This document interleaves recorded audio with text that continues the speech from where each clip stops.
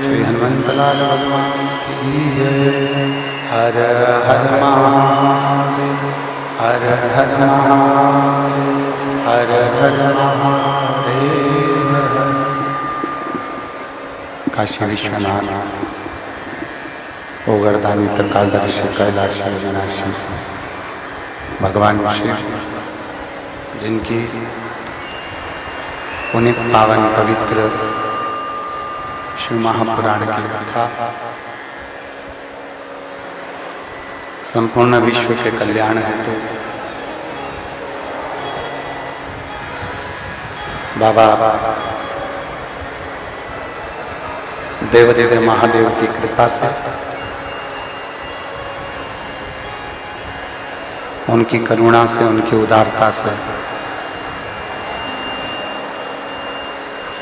ये पवित्र पावन माँ वेत्रवती के पवित्र चरणों में माँ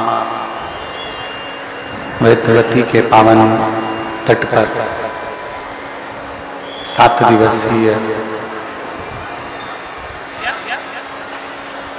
शिव महापुराण की कथा का दिव्य और भव्य आयोजन सभी विदिशा के क्षेत्रवासियों द्वारा भगवान देवाधिदेव महादेव की कृपा से, उनकी करुणा से, उनकी उदारता से ये पवित्र शिव महापुराण की कथा का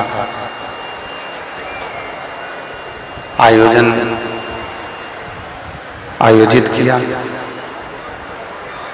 मां सरस्वती मानस मंडल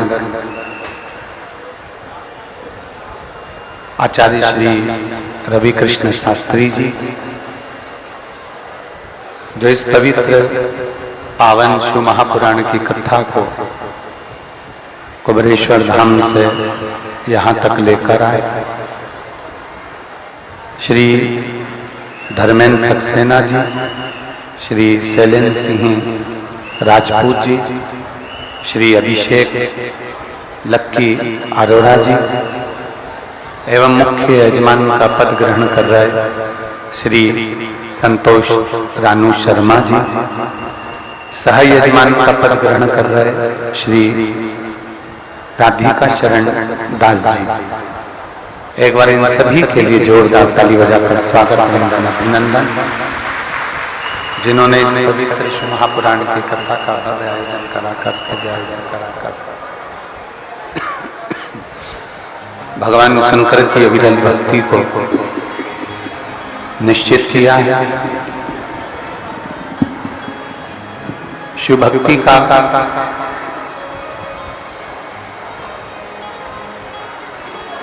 एक बीज, भगवान शंकर की अविरल भक्ति का एक बीज हमारे हृदय में, हमारे मन में, हमारे चित्त में उसको अंकुरित करने के लिए जरूर रखना चाहिए। देखिए,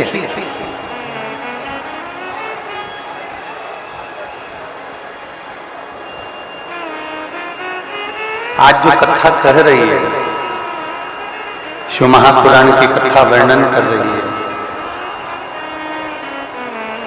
कठोर अगर भूमि होती है, कड़ली अगर भूमि होती है, कठोर भूमि है, कड़ली भूमि है, और कठोर भूमि पर यदि हम बीज लगाएंगे, कठोर भूमि में अगर हम बीज को लगाएंगे तो वो बीज अंकुरित नहीं होगा। माइकों की आवाज।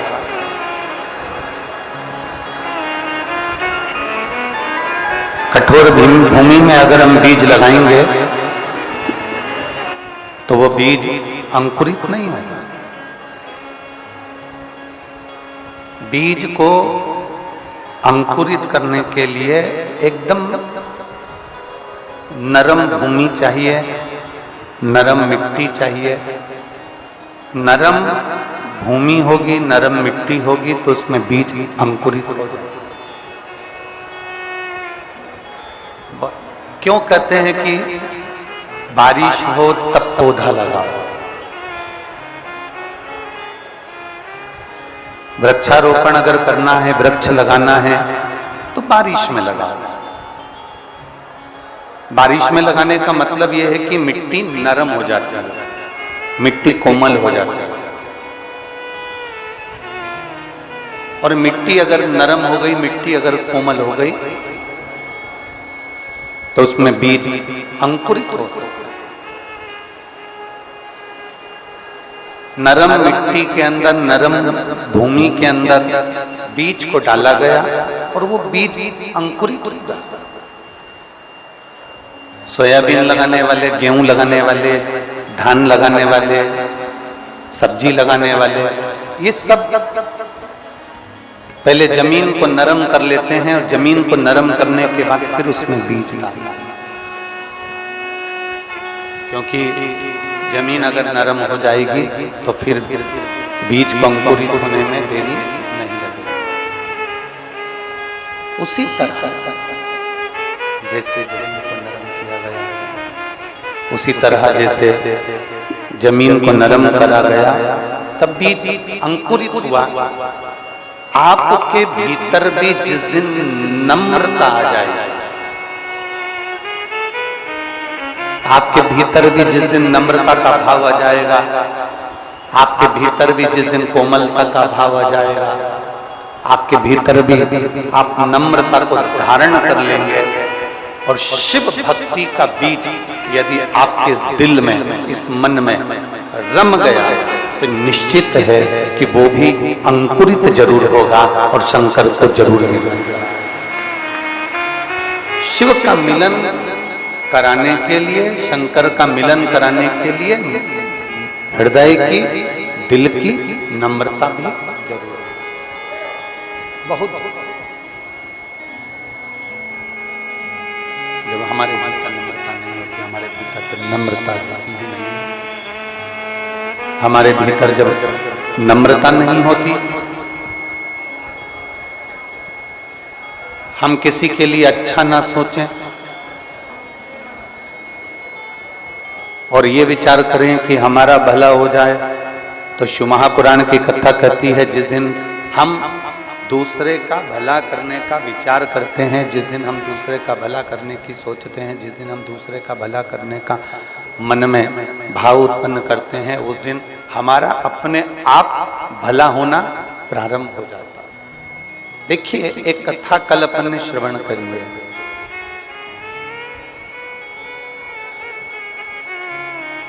तारकासुर के 3 पुत्रों, तारकासुर के 3 बेटों।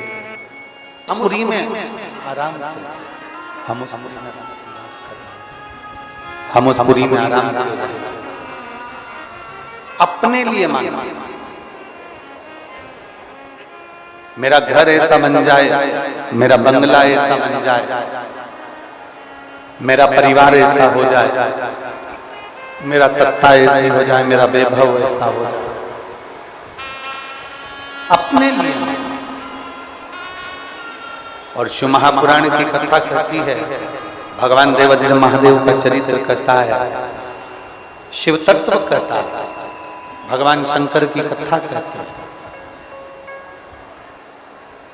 जिस दिन हमने संपूर्ण विश्व के कल्याण की बात करना प्रारंभ कर दी, जिस दिन हमने संपूर्ण जगत के उद्धार की बात करना प्रारंभ कर दी, उस दिन सबसे पहला कल्याण, सबसे पहला हित, सबसे पहला आनंद शंकर जी कहते हैं, मैं तेरा करना प्रारंभ कर देता हूं, तेरा भंडार करना।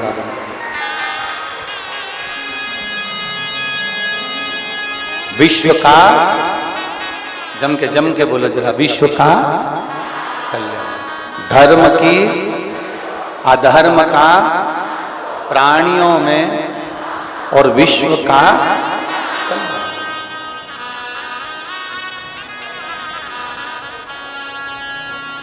ये विश्व कल्याण की जो भावना है, ये विश्व कल्याण की जो भावना है, ये कोई दूसरा धर्म विश्व कल्याण की भावना रखता ही नहीं। विश्व कल्याण की भावना तो केवल एक सनातन धर्म, केवल एक हिंदू सनातन धर्म ही ऐसा होता है जो जगत के कल्याण की भावना रखता है, संपूर्ण विश्व के कल्याण की भावना।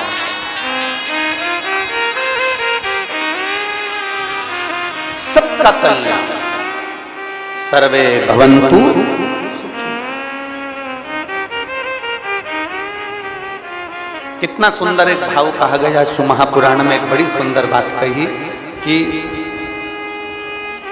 किसी की मदद करने के लिए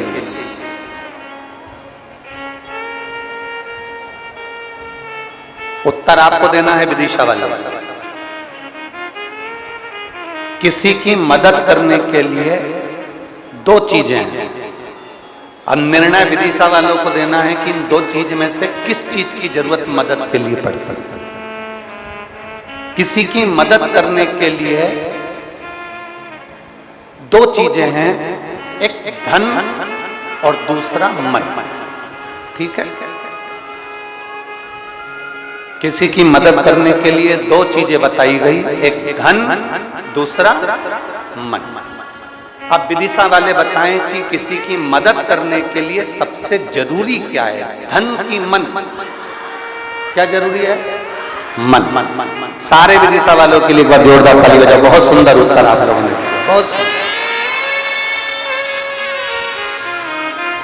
जरूरी नहीं, शिव महापुराण की कथा कहती है कि ये जरूरी नहीं कि आप किसी को 5 लाख रुपए दो, जरूरी नहीं कि आप किसी को 20,000 रुपए दो, जरूरी नहीं कि आप किसी को 5 लाख रुपए दो, 2 लाख रुपए दो, 1 लाख रुपए दो, 25-50 हजार रुपए दो, ये जरूरी नहीं है। केवल आप अगर उसके पास जाकर खड़े हो गए और आपने कह दिया तो चिंता मत करना, मैं बैठा हूं, आपका दिल, आपका मन आपने बड़ा कर कर उसको कह दिया कि तुझे चिंता करने की जरूरत नहीं है, मैं बैठा हूं, बस उतने में काम होगा।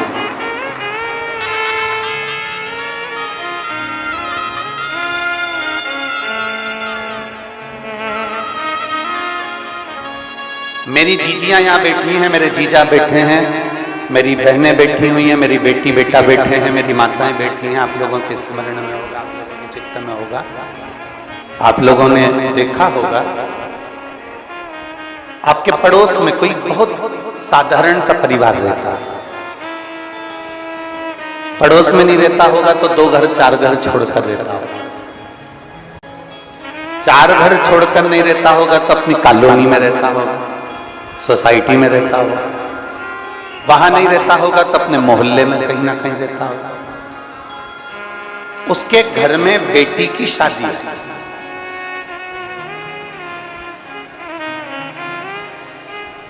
उसके घर में बेटी की शादी है, उसके घर में बेटी का विवाह है, उसके घर में शादी का कार्य है। अब बहुत गरीब है, साधारण सा है, बहुत साधारण है, उसके घर में बेटी का ब्याह आ गया, उसके घर में बेटी की शादी आ गई, उसके घर में बेटी का विवाह आ गया, और इतना धन नहीं है उसके पास। आप लोगों ने भी देखा होगा, आप लोगों के लिए अनुभव में आया होगा, आप लोगों के भी चित्त में आया होगा, उसके पास में इतना धन नहीं है, उसके पास में इतना वैभव नहीं है, पर बेटी की शादी करना है उसको।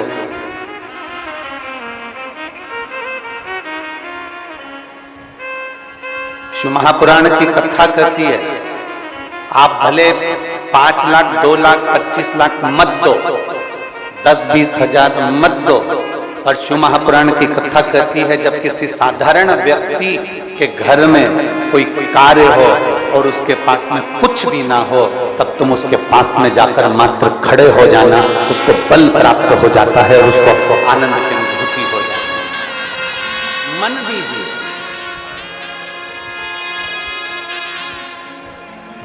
धन मूल नहीं है जितना मन मूल है, धन की मूलता नहीं है जितना मन की मूलता है। आप उसको मन दीजिए।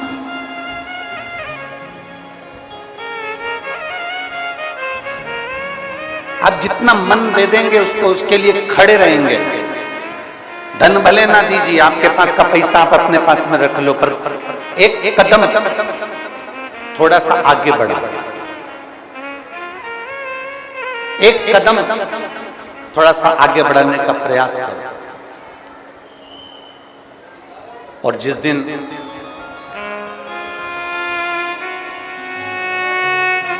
आपका एक कदम आगे बढ़ेगा, उस दिन अपने आप आपको बल मिलना प्रारंभ हो जाएगा। अब देखिए,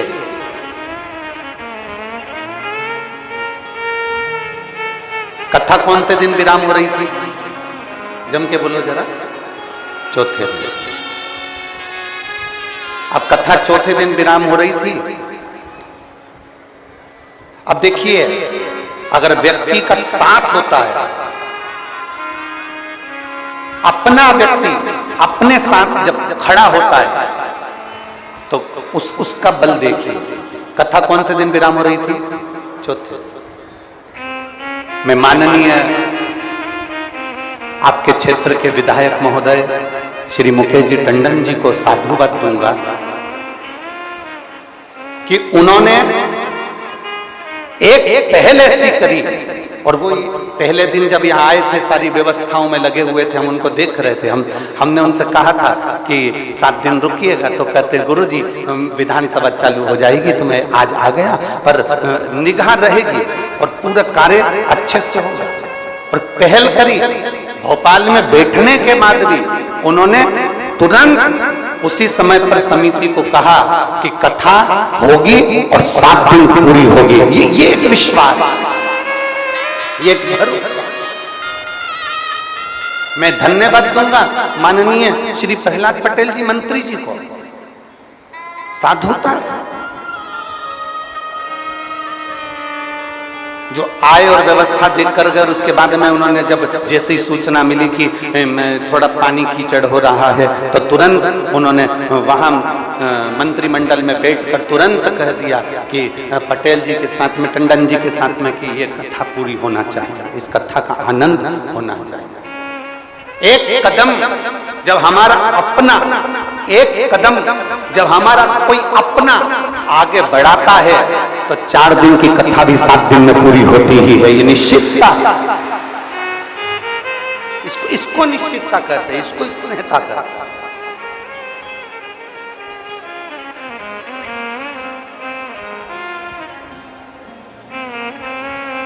पीछे का कीचड़ पानी की व्यवस्थाओं को संभाल रहे थे और यहां पर खड़े होकर भी व्यवस्था कर रहे थे। एक अपना जब खड़ा रहता है, अपना,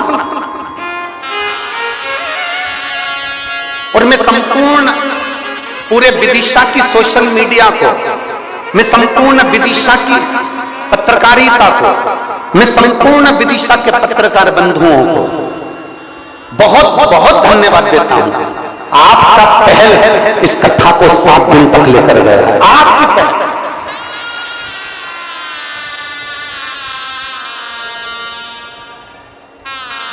और अगर इस कथा में कहीं 2-4 अगर पत्रकार कहीं बैठे हों तो मैं उनको आमंत्रित करता हूं कि बेलपत्र मेरे पास से लेकर जरूर जाना। अगर यहाँ पत्रकार बंधु अगर कहीं बैठे हों तो जरूर आए व्यास में, मैं उनको आमंत्रित करता हूं। आपकी पहल, आपकी पत्रकारिता, आपका कहना, और ये विदिशा नगर